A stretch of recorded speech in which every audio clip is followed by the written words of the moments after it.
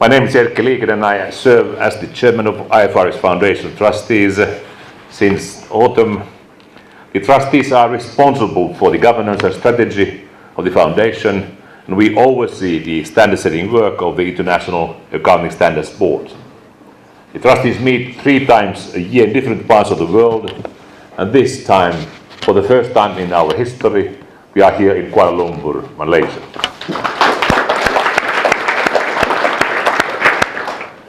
I'd like to begin by thanking Minister of Finance Tuan Lim Guan Eng for agreeing to deliver the keynote address this evening. I don't know if you are the only expert in accounting who is as Minister of Finance today. I don't know if you have many others. We all look forward for his comments.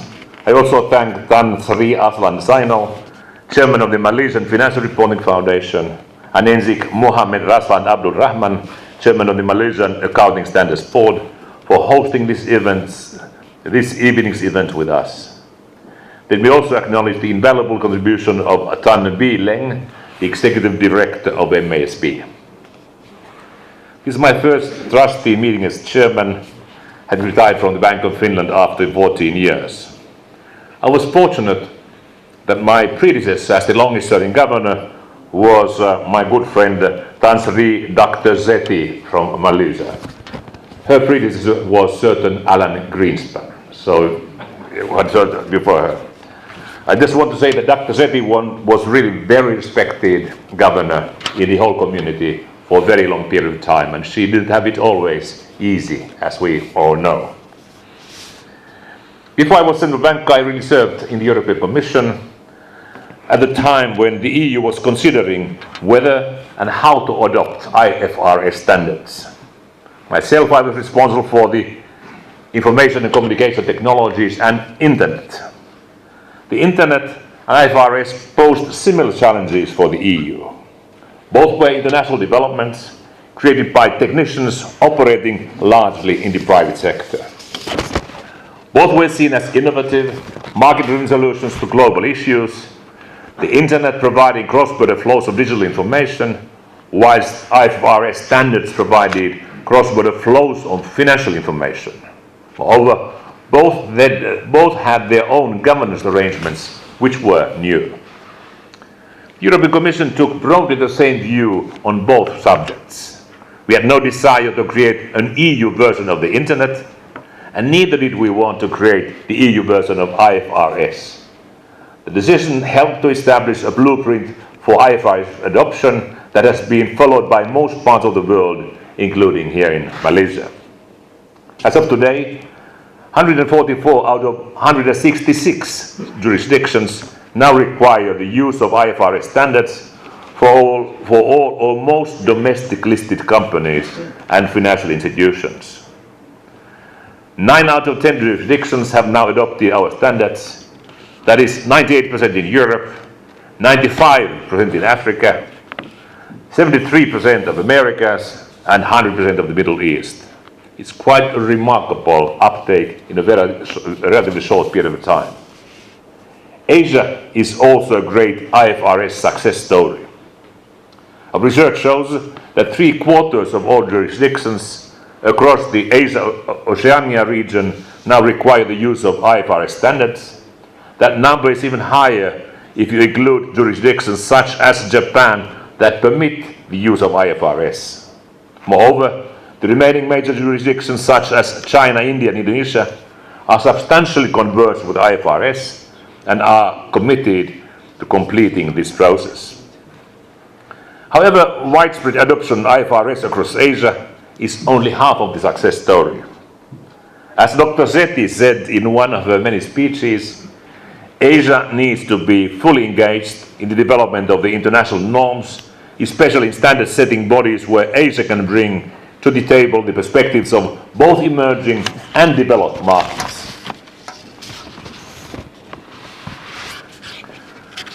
Voices from across the Asia-Oceania region are well represented at all levels of the organization and our various advisory bodies. The region is home to our only office outside London. Asia is also well represented within our emerging economies group, of which Malaysia is a founding member and also the SME implementation group. However, geographical diversity will only get you so far. Within the IFRS system, it's the best ideas that win the argument, regardless of where in the world they come from.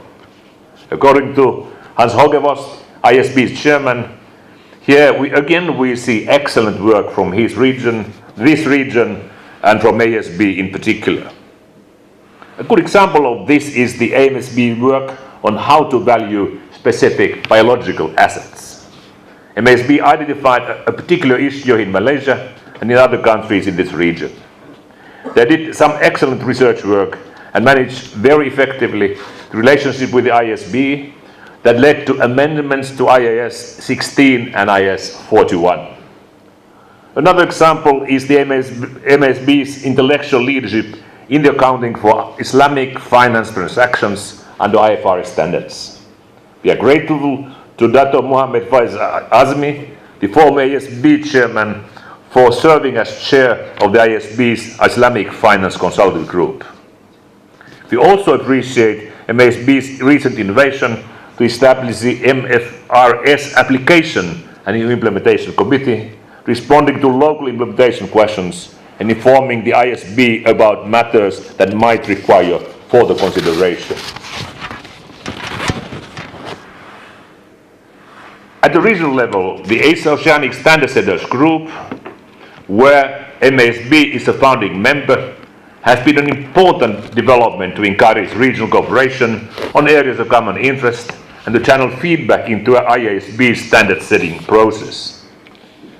The regional cooperation has been very important as companies across Asia, Oceania have prepared for the introduction of major new IFRS standards, including financial instruments, revenue recognition, leasing, and most recently, insurance contracts. AOSSG leadership is with you this evening, with us this evening. On behalf of the trustees, I thank you for your support and cooperation. So given the high levels of IFRS adoption around the world, what should our priorities be for the coming years? Let us take up three. First, it's important to consolidate and build upon the achievements of recent years. We all see the developments in the world today, a backdrop of challenges to globalization, and with the difficulties faced by multilateral institutions establishing global standards.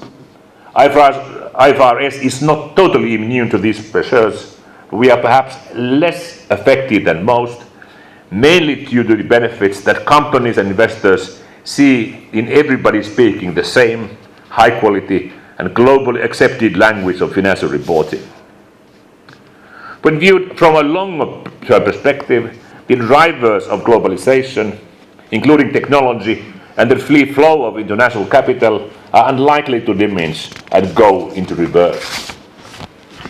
Indeed, the importance of the IFRS standards to the global economy will continue to grow as investors and society in general demands ever higher levels of transparency, accountability, and efficiency, the cornerstones of our mission statement. Second, we need to ensure that IFRS standards remain relevant in a changing world.